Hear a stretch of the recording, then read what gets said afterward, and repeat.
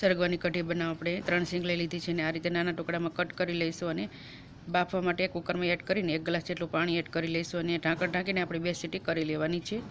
તો હવે એક વાસણમાં આપણે 1 વાટકી ખાટી છાશ એડ કરીશું, અડધી વાટકી પાણી એડ કરીશું। હવે એમાં અડધી ચમચી ધાણા જીરું પાવડર, અડધી ચમચી હળદર એડ કરીશું અને 1 લાલ મરચું પાવડર એડ કરીશું, થોડુંક મીઠું એડ કરીશું અને 2 ચમચી બેસન એડ કરીને સરસ રીતે મિક્સ કરી લઈશું। હવે વઘાર માટે 2 ચમચી જેટલું તેલ એડ કરીને કડાઈમાં આપણે અડધી ચમચી રાઈ એડ કરીશું, અડધી ચમચી જીરું એડ કરીશું, હિંગ એડ કરીશું, ખડા મસાલા એડ કરી લઈશું અને મીઠા લીમડાના પાન એડ કરીશું।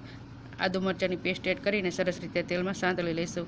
હવે એમાં ચપટી હળદર એડ કરીને આપણે જે મિશ્રણ બનાવ્યું હતું એ એડ કરીને આપણે સરસ રીતે મિક્સ કરીને એને આપણે આ રીતે એક ઉભરો આવવા દઈશું।